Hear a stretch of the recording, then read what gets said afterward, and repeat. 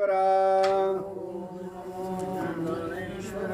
करुणा करा दयाळा तुमचा अनुग्रह लाधलो पावन झालो चराचरी मी कला कुसरी काहीच नेने बोलिलो वचने अति भाविका एका जनार्दनी तुमचा मी दास त्याची आस पुरवावी तुमचा अनुग्रह लाधलो पावन झालो चराचरी पुंडलिक वरदा हरी विठ्ठल श्री ज्ञानदेव माऊली ज्ञानेश्वर महाराज की जय पंढरीनाथ भगवान की जय गजानन महाराज की जय गुरुर् ब्रह्मा गुरुर्विष्णू गुरुर्देवो महेश्वरा गुरु साक्षात परब्रह्म तस्मै श्री गुरवे नमः पुंडलिक वरदा हरी विठ्ठल श्री ज्ञानदेव माऊली ज्ञानेश्वर महाराज यत्र योगेश्वर कृष्णो यत्र पार्थो धनुर्धरा तत्र श्रीर्विजयो भूतिर् ध्रुवा नीतिर्मतिर्मम पुंडलिक वरदा हरी विठ्ठल श्री ज्ञानदेव माऊली ज्ञानेश्वर महाराज की जय. चला अध्याय 18वा श्लोक नंबर 64. हा श्लोक झाला काल, पण काल बऱ्याच लोकांना ऐकायला मिळाला नाही, म्हणून हा श्लोक आपण धावता परत घेऊ. हां, अध्याय 18वा श्लोक नंबर 64. सर्व गुह्य तमं भूय शृणु मे परमं वचः इष्टोऽसि मे दृढमिति ततो वक्ष्यामि ते हितम्. तरी अवधान पगळ करुण्या आणि कवे कवेळ वाक्य माझे निर्मळ अवधारी पा. तरी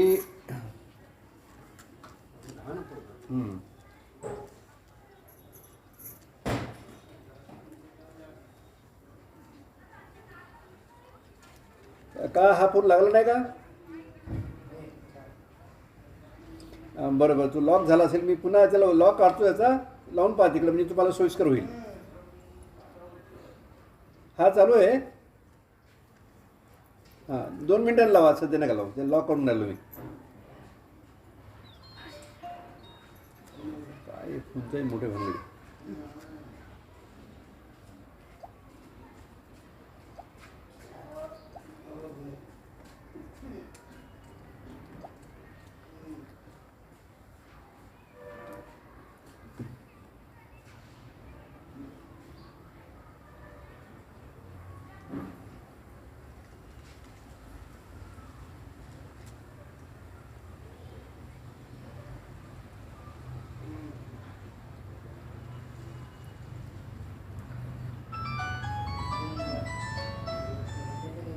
हां, जमलं.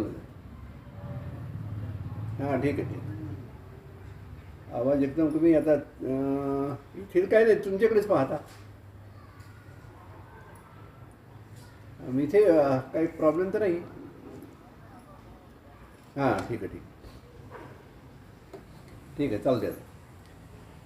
तर हा कालचा श्लोक आहे, पण काल अनेकांना ऐकायला मिळाला नाही, म्हणून हा परत घेतलेला आहे श्लोक. कालचा श्लोक परत धावता घेऊ.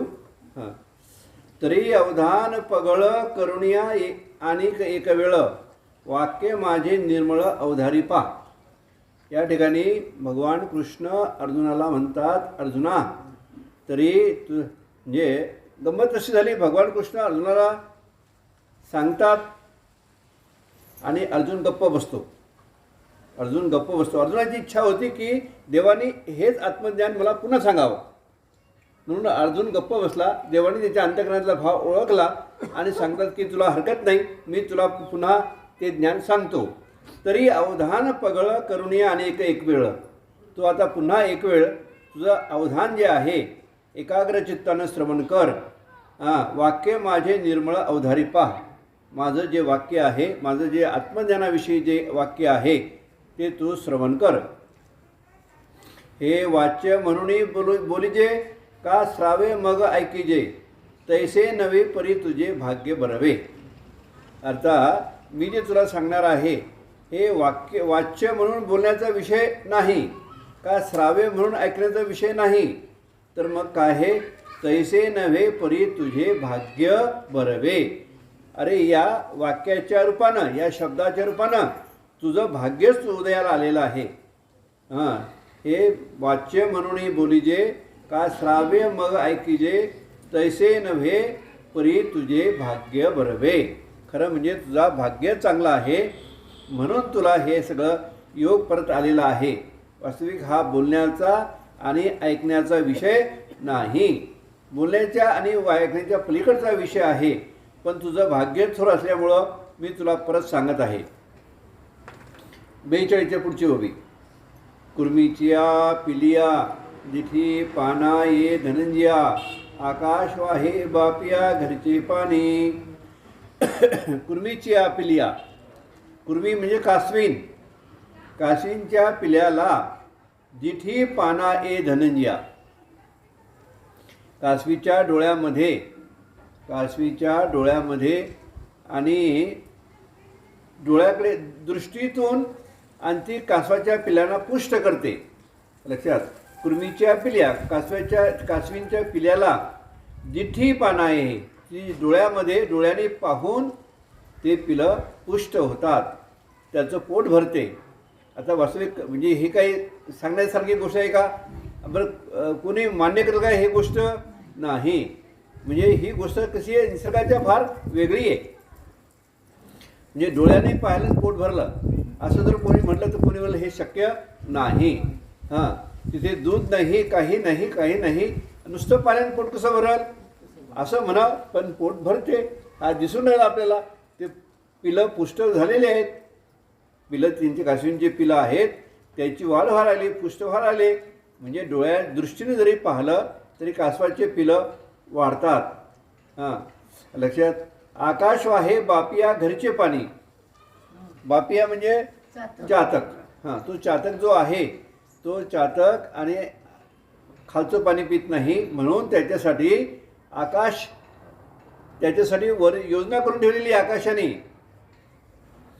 आकाशाने वर योजना करून ठेवलेली आहे. याला जेव्हा तहान लागेल तेव्हा आणि आकाशातून पाण्याचा वर्षाव करून त्याची तहान भागवल्या जाते. घरीचे पाणी म्हणजे अवकाशामध्ये, आणि तिथे पाण्याचा साठा नाही, टाकी नाही, काही तलाव नाही, सरोवर नाही, विहीर नाही, तरी पण पाण्याचा वर्षाव होतो. कुणासाठी? चातकासाठी. ते चातकासाठी. लक्षात. पुढची ओवी पहा. जो व्यवहारू जेथ न घडे, तयाची फळच तेथ घ जोडे. काय दैवन सापडे सानुकुळे. जो व्यवहारू जेथ न घडे, तयाचे फळची तेथ जोडे. व्यवहार घडलेला नाही, पेरणी केली नाही. समजलं का? पेरणी केली नाही आणि धान्याचे पोते घेऊन यावे, अशातला प्रकार झाला. जो व्यवहारू जेथ न घडे, तयाची फळची तेथ जोडे. व्यवहार झाला नाही आणि फळाची प्राप्ती आहे. हे कसं शक्य आहे बरं? तर माऊली म्हणतात, काय दैवन सापडे सानुकुळे. दैव जर अनुकूल असेल तर हेही होते. दैव जर अनुकूल असेल तर बाबा हेही होते. त्याला काय पाहिजे? दैव अनुकूल पाहिजेत. प्रारब्ध अनुकूल असेल तर ह्या सगळ्या गोष्टी घडत असतात. काल आपण उदाहरण पाहिलं, कुणाचं त्या रांका आणि बांका, त्या कुंभाराचं उदाहरण पाहिलं. त्या आव्यामध्ये मांजरीची पिलं होते. आवा पेटून दिला. लक्षात. ती पिलं जिवंत राहावा का? शक्यच नाही, पिलं जिवंत राहू शकत नाही. पण ते राहिले. तो व्यवहारू म्हणजे काय झालं, व्यवहारू जेथ न घडे तयाचे काय दैवेनं सापडे सानुकूळे. दैव जर अनुकूल असेल तर सगळ्या गोष्टी होत असतात. पुढची ओवी. एरवी द्वैताची वारी सारुणी ऐक्याच्या परिवारी भोगीजे ते अवधारी रसे हे. पण बाबा हे कसं केव्हा कळेल आपल्याला, हे आपल्याला तेव्हाच कळेल जर द्वैताची वारी, द्वैताचा व्यवहार संपल्यानंतर. द्वैताचा व्यवहार संपला म्हणजे काय, अद्वैत भाव निर्माण झाला. अद्वैत भाव म्हणजे काय, परमात्मा सर्वत्र आहे. आता काय आहे, आपल्याजवळ द्वैत आहे. हे आंब्याचं झाड आहे, निंबाचं झाड आहे, हे चिंचेचं झाड आहे, ती गाय आहे, ती म्हैस आहे. हे काय आहे, द्वैत आहे. हे सध्या आपल्याजवळ द्वैत आहे. पण द्वैत गेल्यानंतर मग काय होईल, अद्वैत. अद्वैत कशाला म्हणतात, सर्वत्र परमात्मा आहे. आणि सर्वत्र परमात्मा हे केव्हा कळेल आपल्याला, म्हणजे जेव्हा आपल्याला स्वस्वरूपाचा अनुभव येईल तेव्हा आपल्याला जग न दिसता आपल्याला परमात्मा दिसेल. द्वैताची वारी सारुणी ऐक्याच्या परिवारी भोगीजे ते अवधारी रस्ते हे. तेव्हा ह्या गोष्टी कळतील कोणत्या, की म्हणजे जे भगवंत सांगायला आलेले हे वाच्य म्हणून बोलीजे, काय श्राव्य म्हणून श्राव्य मग ऐकीजे, तैसे नव्हे प्री तुझे भाग्य ब्रवे. मी तुला जे सांगणार आहे हे आत्मज्ञान सांगणार आहे. हे या सगळ्या भाग्याच्या गोष्टी आहेत. एरवी द्वैताची वारी सारुणी ऐक्याच्या परिवारी भोगीजे ते अवधारी रहस्य हे. मी तुला जे सांगणार आहे हा अद्वैतामधला भाव आहे.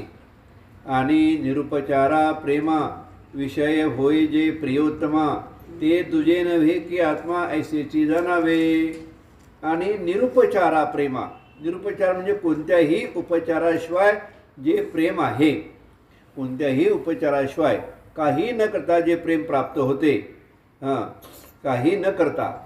विषय होय जे प्रियोत्तमा, ते तुझे नव्हे की आत्मा ऐसेची जाणावे. ते तुझे नव्हे, तो आत्माच आहे. आणि जे निर्मित प्रेमाचा विषय असते ते दुसरे कोणी नाही तर तो आत्माच होय असे समजावे. पुढची ओवी. आरस्या आरिसाचिया देखलिया गोमटे किजे धनंजिया, ते तया नव्हे आपण्या लागी जैसे. आरसाचिया देखलिया, गोमटे किजे धनंजिया. अर्जुना, आपण आरसा पाहला, ह्या आरसा आपण आरसा स्वच्छ करतो, साफ करतो, लक्षात त्याच्यावरची धूळ काढून टाकतो. गोमटे की जे, गोमटे म्हणजे चांगला. कशासाठी आरसा स्वच्छ केला आपण,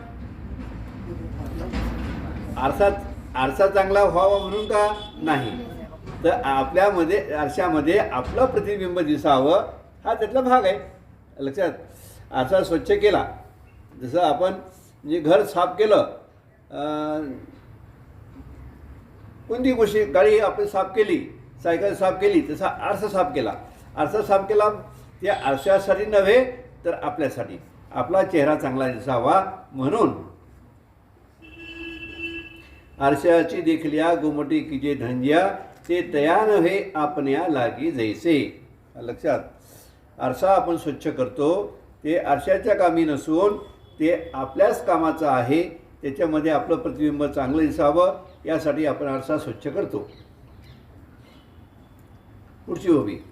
मनोनी जिव्हारीचे गुज, सांगतसे जीवाशी तुझ, हे अनन्यगतीचे मज आथी व्यसन.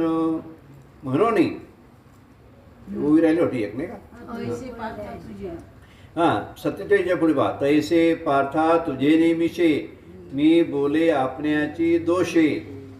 माझ्या ठाई माझ्या तुझ्या ठाई असे मी तुपन गाम. तैसे म्हणजे त्याप्रमाणे. आरसा स्वच्छ केला कशासाठी, आपलं प्रतिबिंब चांगलं दिसावं, आपला चेहरा चांगला दिसावा म्हणून. असे आरसा स्वच्छ करायचं काही कारण नाही. त्याप्रमाणे भगवंत म्हणतात तैसे पार्था तुझे निमिषे, तुझे निमिषे, तुझ्या निमित्तानं मी तुला जे गुह्य ज्ञान सांगत आहे, पण हे तुझ्यासाठी नसून खरं म्हणजे याचा खरा आनंद मला प्राप्त होतो. तैसे पार्था तुझेनी विषय, विषय म्हणजे निमित्त. तुझं निमित्त करून मी बोलत आहे. मी बोले आपण्याची दोषे. इथं दोषे म्हणजे दोष नाही, उद्देश. हां, तुमच्या याच्यात उद्देश शब्द आहे ना, हां, तो शब्द खरा आहे. आपण्याची उद्देशे. हां, दोषे शब्दाचा अर्थ उद्देशच आहे. शब्दकोशामध्ये सुद्धा दोषेचा अर्थ उद्देशच आहे. माझ्या तुझ्या ठाई असे मी तू पण का. अरे अर्जुना, तू काही माझ्यापासून वेगळा आहे का. नाही, आपण दोघं एकच आहोत. जरी मी तुला सांगायला लागलो पण खरा आनंद मला प्राप्त होतो म्हणून मी तुला सांगत आहे. जसा आरसा आपण स्वच्छ करतो आरशासाठी नव्हे तर आपला चेहरा चांगला दिसावा म्हणून, तसा मी तुला परोपरीने जे सांगतो आहे त्यात मला आनंद प्राप्त होतो म्हणून मी तुला सांगत आहे.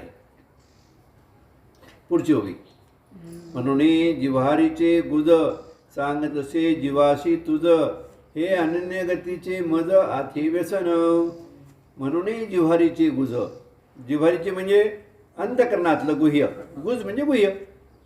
म्हणून हे अर्जुना, माझ्या जिव्हारीचे, जिव्हारीचे म्हणजे अंतकरणातलं, गुह्य, गुज म्हणजे गुह्य.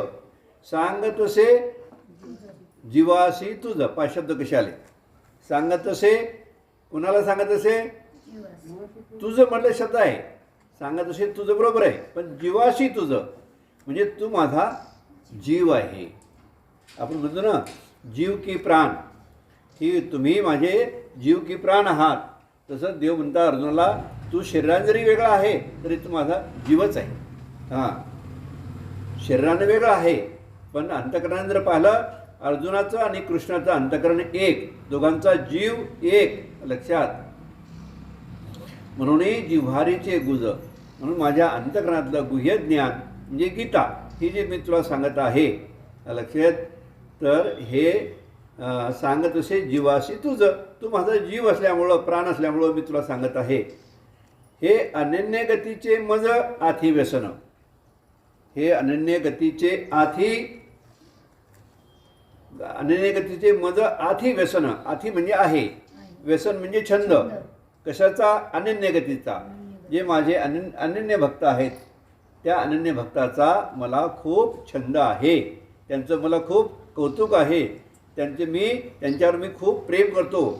कोण्या भक्तावर. अनन्य गती. हां, अनन्य गती समजले ना. जीवना वेगळी मासोळी, तैसा तुका तळवळी. अनन्य भाव.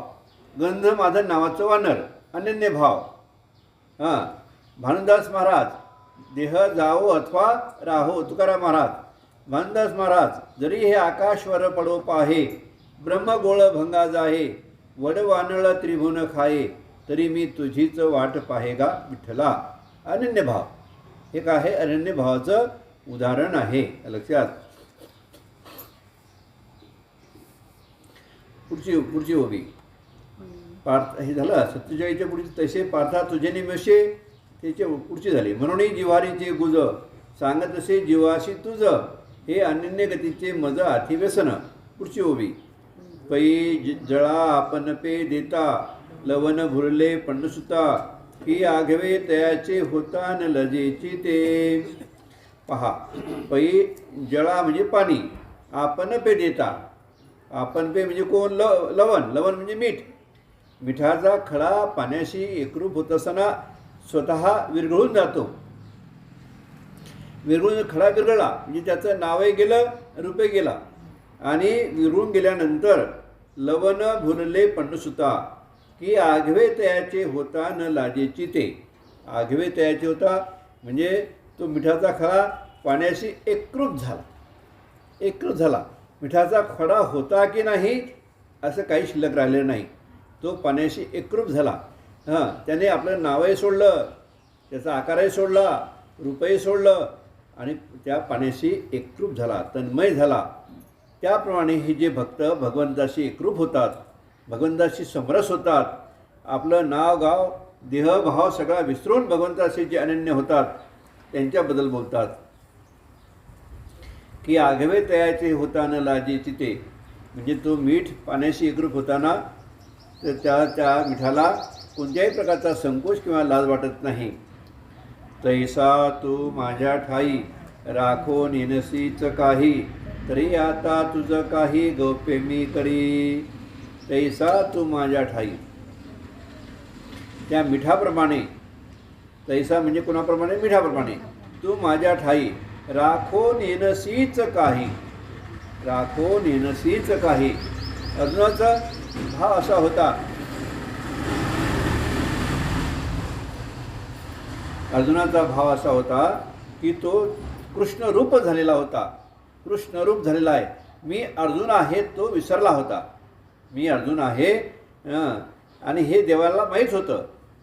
म्हणजे एकदा अशी गोष्ट निघाली की कोणीतरी असं म्हटलं की का हो, कृष्णाला म्हणायला लागले, तुम्ही उठल्या पडल्या अर्जुनाचं नाव घेता, अर्जुनाला येऊ द्या, अर्जुनाच्या घरी जाऊ, अर्जुनाला बोलवा, काही असलं की अर्जुन, काही असलं की अर्जुन, काही असलं की अर्जुन. इतका तुम्हाला तो जीव की प्राण आहे. आम्ही नाही का तुमचं काम करत, तुम्ही आम्हाला का बोलत नाही, आमचं नाव घेत नाही. त्यावेळेला कृष्ण म्हणाले 2 मिनटं थांबा. म्हणजे काय, चला माझ्यासोबत. म्हणजे चला कुठे? जिथे अर्जुन झोपलेला होता त्या ठिकाणी. अर्जुन झोपलेला होता, गाढ झोप लागलेली होती. त्याचा खोलीचा दरवाजा लोटला. आतमध्ये प्रवेश केल्यानंतर तर तो झोपल्यानंतर सुद्धा कृष्ण जय श्री कृष्ण, कृष्ण जय श्री कृष्ण असा ध्वनी चालू होता. झोपेसुद्धा. जागृतीत तो विसरतच नाही, पण झोपेसुद्धा तो कृष्णाला विसरत नव्हता. ही त्याची स्थिती होती. कुणाची? अर्जुनाची. आणि देव इथे तेच म्हणायला लागले, तैसा तू माझ्या ठाई मिठाप्रमाणे राखो नेनसीच काही. मिठाने पाण्याशी एकरूपता साधल्यानंतर मिठाचा खडा आहे का शिल्लक? नाही. बरे हे मीठ आहे असं म्हणाल तरी काय का? नाही. तो पांढरेपणा काळेपणा त्याचा काहीच नाही. बस तो आपला हरपला आणि पाण्याशी एकरूप झाला. तसा अर्जुन हा देवाशी अनन्य भाव होता. तैसा तू माझ्या ठाई राखो नेनसीच काही, तरी आता तुझं काही गौप्य मी करी.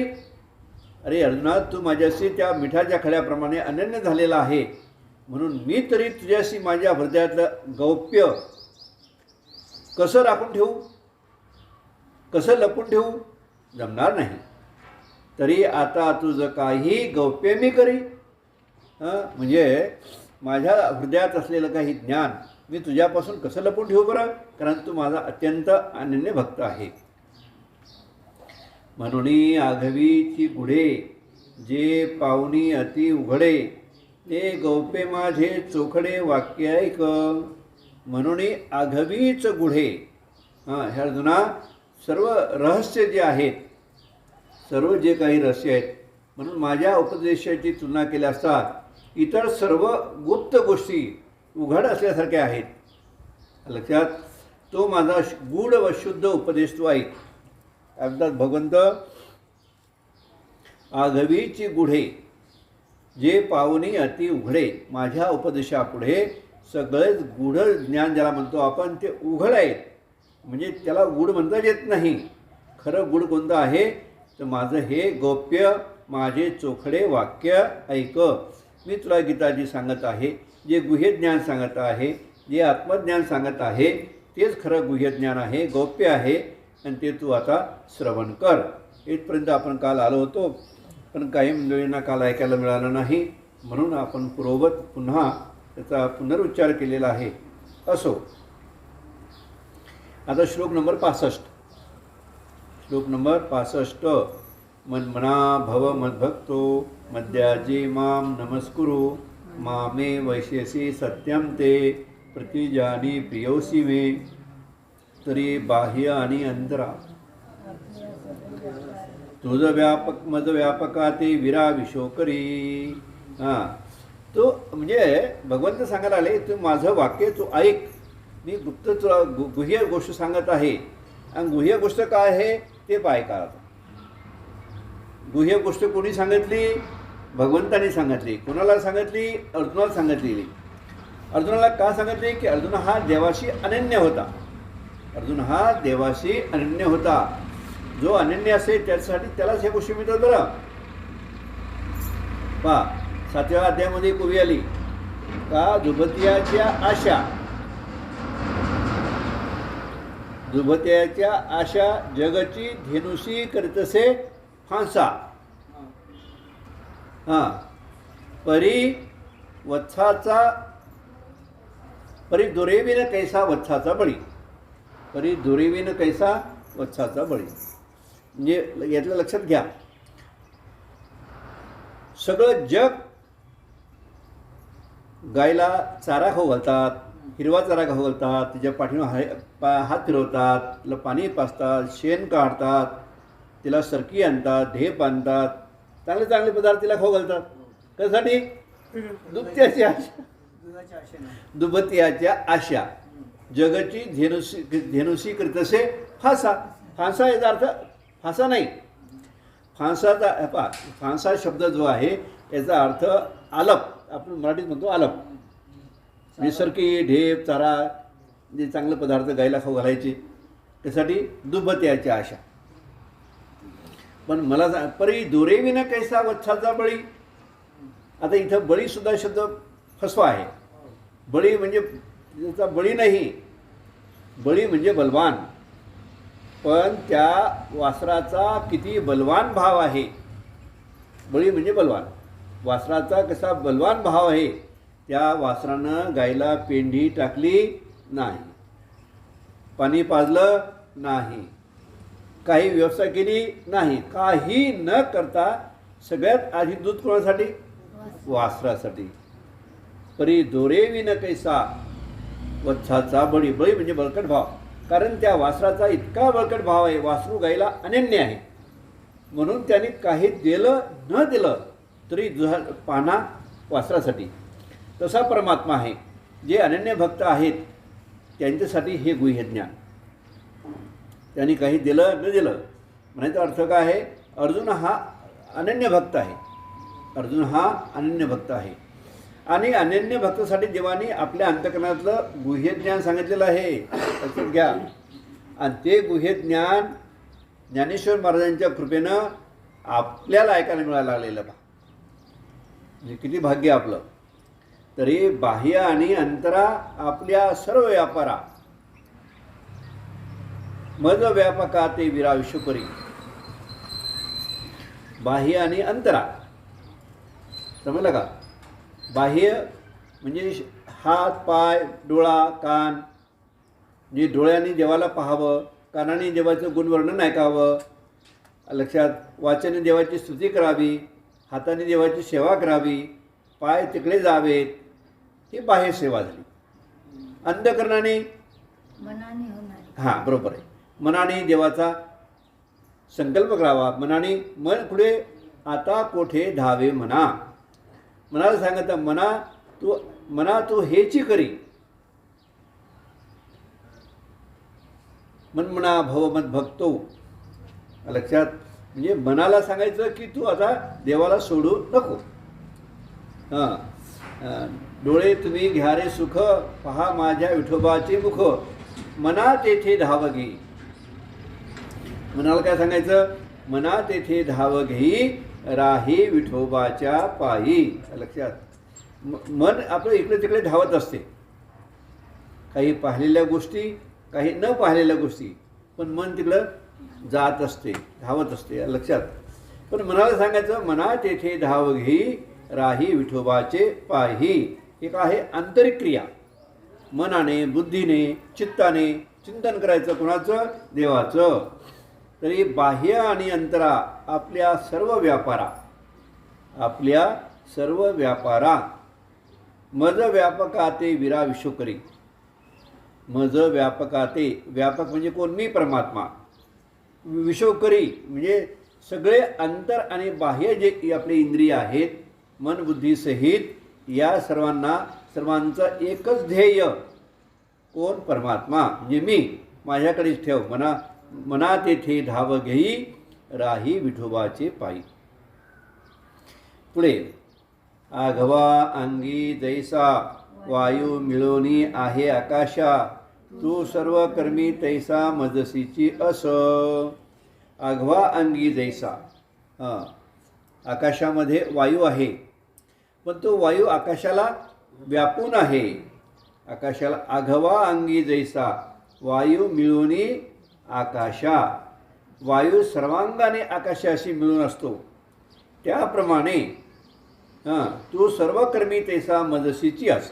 त्याप्रमाणे तू सर्व कर्म जे करतो ते माझ्यासाठीच कर, माझ्या प्रित्यर्थ कर, माझ्यासाठी कर. जेवण जरी जेवत असला तरी देवासाठीच. कोणतंही कर्म कर तू भगवंता कृष्णार्पण कर, माझ्यासाठीच कर. आघवा अंगी जैसा वायू मिळवणी आहे आकाशा, तू सर्व कर्मी तैसा मजसीची कर. तुझे सर्व म्हणजे मनाने बुद्धीनं चित्ताने होणारे कर्म, बाहेर होणारे कर्म, हात पाय डोळा नाक यांनी होणारे सगळे कर्म, हे सगळे कर्म किंवा कायिक वाचिक मानसिक कर्म होणारे जे सगळे कर्म आहेत ते मत प्रित्यर्थ व्हावेत, माझ्यासाठी व्हावेत, असं तू कर. पुढची होय. किंबहुना आपुले मन करी माझे एकायतन, माझेनी श्रवणे कान भरून निघाले. किंबहुना, किंबहुना म्हणजे फार काय सांगावे. किंबहुना म्हणजे फार काय सांगावे. आपुले मन, अर्जुना